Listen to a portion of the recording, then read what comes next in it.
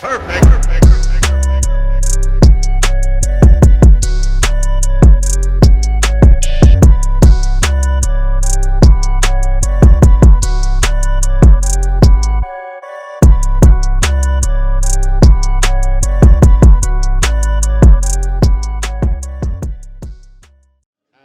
a training partner, I'm being an uke for you.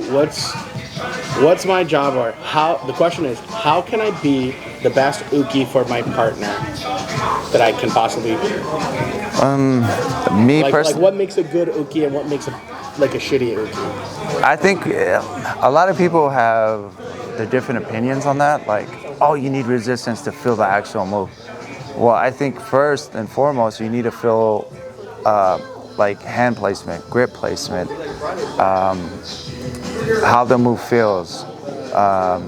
There's all these different things that go on, all these different moving parts and variables that you need to fill out the technique as is taught and make sure you're doing it right, and then see, okay, coach, if this doesn't feel right or I feel awkward, maybe you're actually doing it wrong. So a lot of people say, oh, you need to do resistance. Well, if you keep doing resistance, it's like anything else. You'll create bad movement patterns. So then you're doing it 100% or 80% with resistance, but you're doing it wrong. So then you're training yourself to do it wrong. So I would take some time first to actually do it correctly. Drill it like how your coach shows you. Drill it how, ask all your questions. And then I would do specific training in that, if it's close guard. Do it.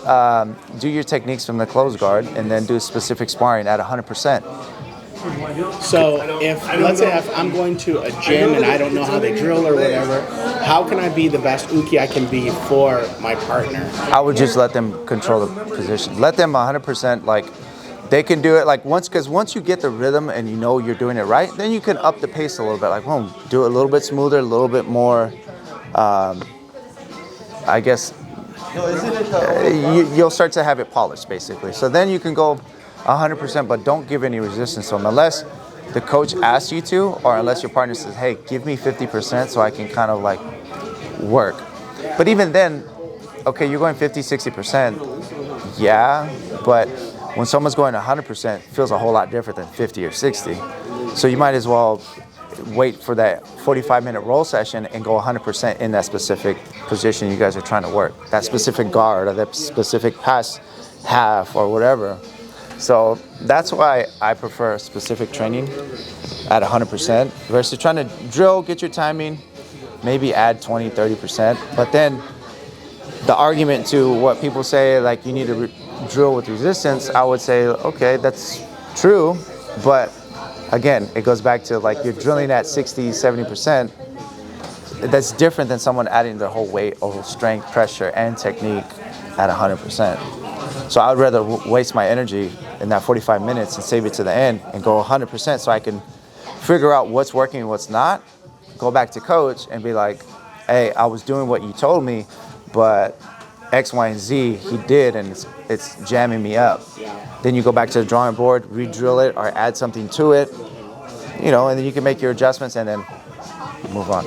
I can't help but to think about when I first started and when I was like drilling, I was like kind of not a good partner. I wasn't a really good uke. It was like real rough and real rigid.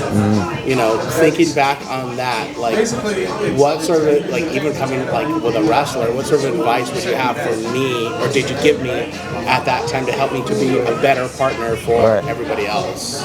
Especially for wrestlers, because they don't like being on their back, right? So everything feels, it's all new, it's all different, but it goes for everybody.